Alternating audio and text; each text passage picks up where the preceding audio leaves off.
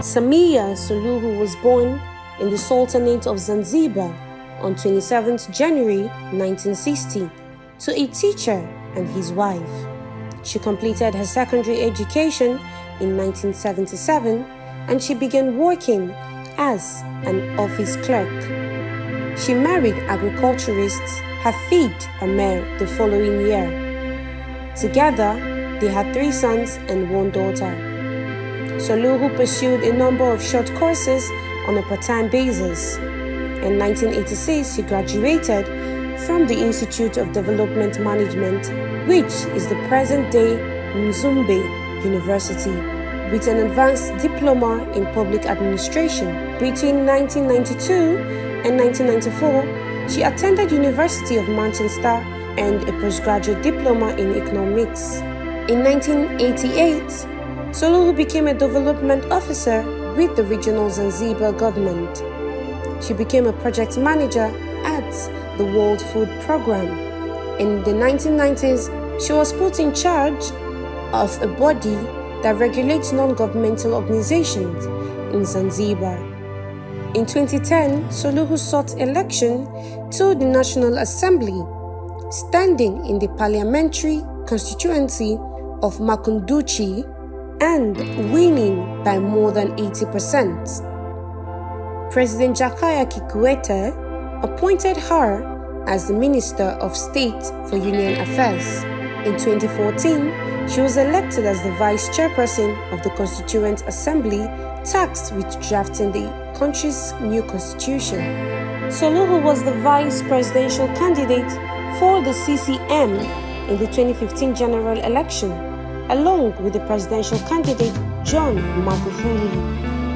She was an unexpected choice, as several more prominent and influential politicians were passed on for the role. She was the first female running mate in the party's history.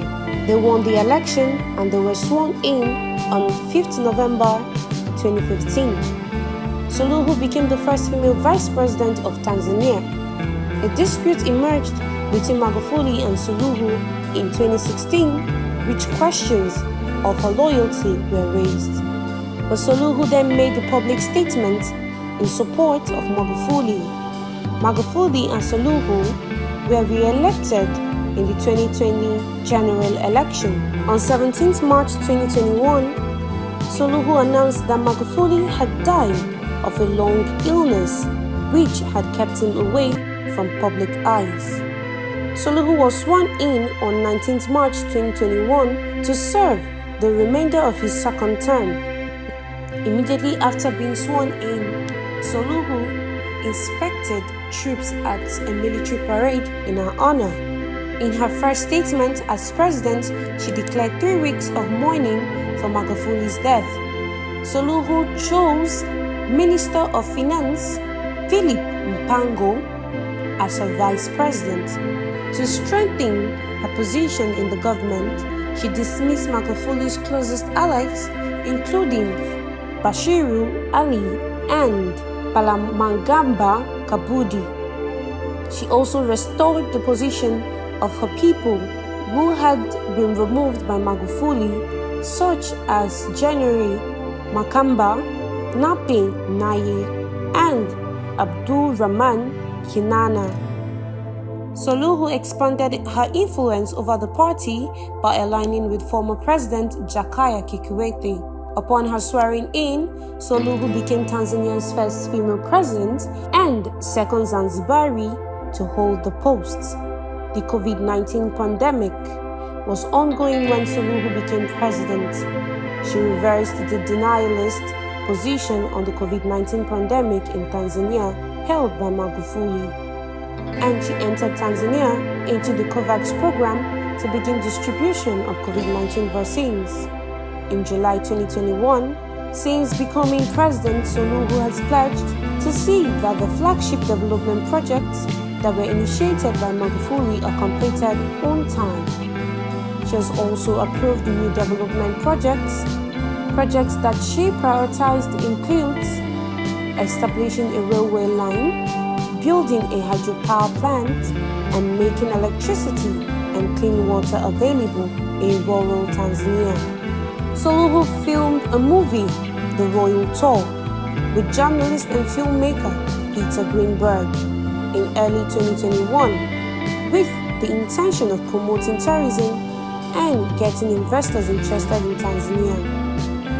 Suluhu became the 5th African woman to address the United Nations General Assembly in September 2021. She reorganized her presidential cabinet in January 2022 to ensure that it was populated by loyalists, while she gradually removed those who had served under Magufuli. In 2022, she attended the Expo to promote Tanzanian products and opportunities, which led her to sign a business partnership deal with Dubai. Suluhu took a neutral stance on the Russian invasion of Ukraine, saying that they should negotiate peace. In 2022, Suluhu was named among the top 100 most influential people in the world by American magazine Time. By 2024, she began appealing to the supporters of her predecessor by appointing Magufuli loyalists like Doto Biteko, Paul Makonda to government positions. She's expected to run for re-election in the 2025 general election. Writers for France 24, The New York Times, and New Internationalist have all described Suluhu as soft-spoken. Suluhu herself has referenced her quiet demeanor. Al Jazeera correspondent Catherine Wambua-Soy described the collaborative nature in Suluhu's approach to government, saying that she consults her advisors instead of making unilateral decisions. BBC News cited a comparison to Magufuli's predecessor, Jakaya Kikwete, who similarly engaged in diplomacy with the opposition instead of repression. Suluhu has emphasized her femininity as part of her presidency, describing it as a factor in her attempt to create a culture of political unity. When she became president, Suluhu was seen by the public and outside observers as a more democratically inclined alternative to Magufuli, who had developed a reputation as an authoritarian.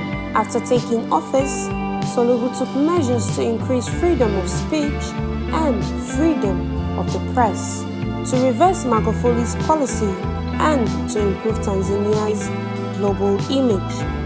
This included releasing political prisoners, meeting with opposition leaders, and reopening newspapers that were shut down for criticizing the government.